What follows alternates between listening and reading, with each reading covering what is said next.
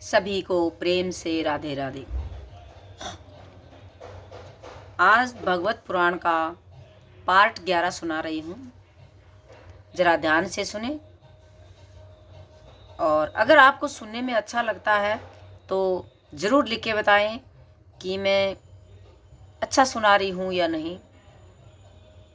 सभी को प्रेम से जय श्री राधे।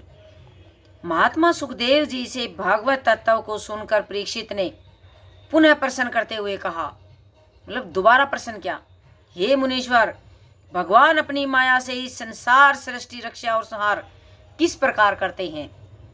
सुखदेव जी बोले, संसार की उत्पत्ति शीतत लय की लीला के लिए भगवान सत्व रज और तमो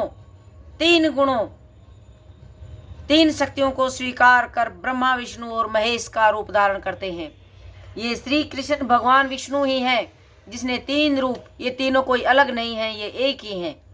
हे राजन, ब्रह्मा जी ने देवर्षि नारद के प्रश्न करने पर जो बात कही थी वही मैं तुमसे कहता हूँ।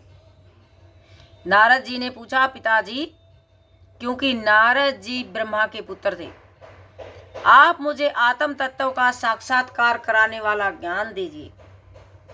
इस संसार का क्या लक्षण है? इसका सर्जन किसने किया? इसका आधार क्या है? किस में इसका लय होता है? यह किसके अधीन है? यह क्या है? आपका स्वामी कौन है? जगत के नाम रूप गुणों से जो जाना जाता है उसमें कोई सत असत, उत्तम मध्यम अधम वस्तु नहीं देखता जो आपके सिवा और किसी से उत्पन्न हुई हो। इस प्रकार सबके ईश्वर होकर भी आपने एकाग्र चित्त हो किसकी घोर तपस्या करी? ये सभी नारद जी अपने ब्रह्मा पिताजी से पूछते हैं, ब्रह्मा जी से, मुझे इसके बारे में आप बताएं। तो आपसे बड़ा भी कोई है क्या? मुझे आप ठीक प्रकार से समझाएं। तो ब्रह्मा जी क्या कहते हैं? नारद जी से बोले, जब तक मुझसे परे का तत्व जो कि स्वयं भगवान है नहीं जान लिया जाता, तब तक मेरा ऐसा ही प्रभाव प्रतीत होता है जैसे सूर्य आदि ग्रह नक्षत्र तारे अग्नि उसी के प्रकाश से प्रकाशित होकर जगत में प्रकाश फैलाते हैं। वैसे ही मैं उन स्वयं प्रकाशित भगवान के चिन्मय प्रकाश से प्रकाशित होकर संसार को प्रकाशित कर रहा हूं। कर्म काल द्रव्य और जीव वास्तव में भगवान से भिन्न दूसरी कोई वस्तु नहीं है। वेद यज्ञ साध्य आदि सारी क्रियाएं भगवान की ओर ही ले जाने वाली हैं। वे दृष्टा होने पर भी ईश्वर हैं, निर्विकार होने पर भी सर्वरूप है। मैं उन्हीं के द्वारा सृजा गया हूं। भगवान माया के गुणों से अतीत और अंत है। मैं उनकी इच्छा से ही सृष्टि की रचना करता हूं, क्योंकि सब मेरे विष्णु भगवान की ही कृपा है। मेरे ठाकुर जी गोविंद माधव, इन्हीं की कृपा से सब कुछ हो रहा है। समस्त संसार के और मेरे एकमात्र भगवान ही स्वामी हैं।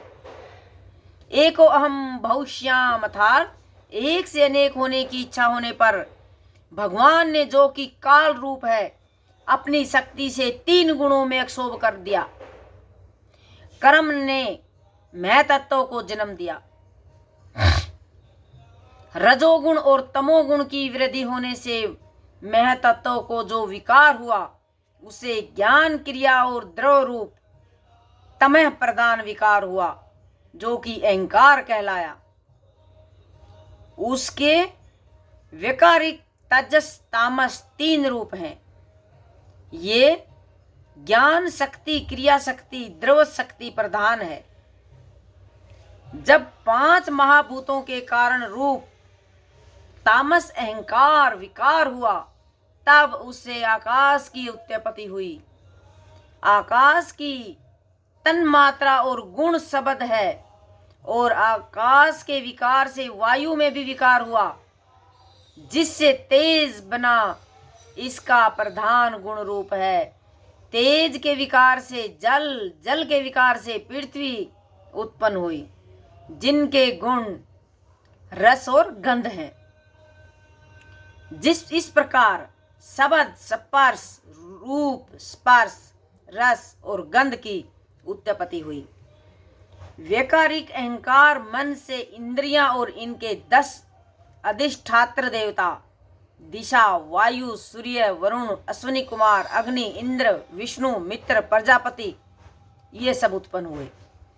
तेज से अहंकार के विकार से श्रोत्र, त्वचा, नेत्र, जिह्वा और प्राण, 5 ज्ञानेंद्रियां और वाक, हस्त, पाद, गुदा और ज्ञानेंद्रियां, इन 5 कर्मेंद्रियों की उत्पत्ति हुई। भगवान ने कार्य कारण भाव स्वीकार कर व्यष्टि, समष्टि, रूप, पिंड और ब्रह्मांड की रचना की। फिर काल, कर्म और स्वभाव को स्वीकार करने वाला वह विराट पुरुष अंड ब्रह्मांडीय अंडा को फोड़कर बाहर निकाला, जिसकी जंघा, चरण, भुजाएं, नेत्र, मुख और शीर्ष सहस्त्रों की संख्या में थे। उसके कमर के नीचे के अंगों में 7 पाताल, पेडू के ऊपर के अंगों में 7 स्वर्ग की कल्पना की जाती है। उसके चरणों में पृथ्वी, नाभि में भूलोक और सिर में शवलोक हैं। सभी को प्रेम से राधे राधे। में आज का पार्ट यहीं पर विश्राम देती हूँ। अगला पार्ट 12 में सुनाऊंगी। राधे राधे।